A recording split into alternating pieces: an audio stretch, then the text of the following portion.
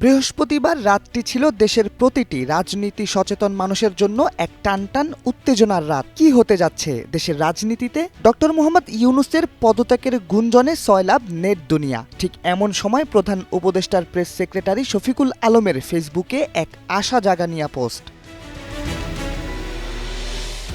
না, প্রধান উপদেষ্টা পদত্যাগ করছেন না। প্রেস সেক্রেটারি লিখলেন আল কোরআনের একটি আয়াত। তিনি পবিত্র কোরআনের সূরা আস-সফের ১৩ নম্বর আয়াতের একটি অংশ তুলে ধরেন। আয়াতটি হল নাসরুম মিনাল্লাহি ওয়া ফাতহুল করির, যার অর্থ আল্লাহর সাহায্য ও বিজয় নিকটবর্তী। সে রাতেই পোস্টটি নেটিজেনদের মাঝে ব্যাপক সাড়া ফেলে। অনেকে পোস্টটি নিজেদের ব্যক্তিগত ফেসবুক অ্যাকাউন্টে শেয়ার করেন, অনেকে আবার এর বিপরীতে নতুন করে গুঞ্জন তৈরি করতেও চেয়েছিলেন। তবে সর্বোপরি বৃহস্পতিবার রাতের আলোকে প্রেস সেক্রেটারির পোস্টটি হয়তো আবার আশার আলো তৈরি করেছে অন্তর্বর্তী সরকারের মাঝে।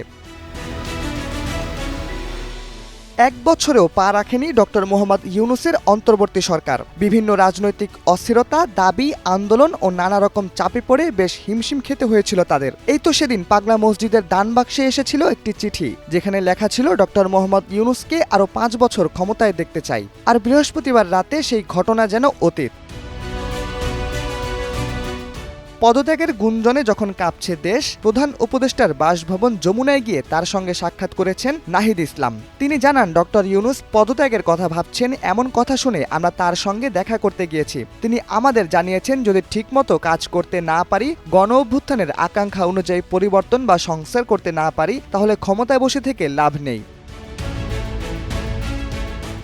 তবে ডক্টর মোহাম্মদ ইউনূসের পদত্যাগ নিয়ে অন্তর্বর্তী সরকারের নির্ভরযোগ্য কাউকেই কোনো কথা বলতে দেখা যায়নি। তবে রাজনৈতিক বিশ্লেষকরা বলছেন, দেশ সত্যি এখন একটি ক্রান্তি লগ্নে এসেছে।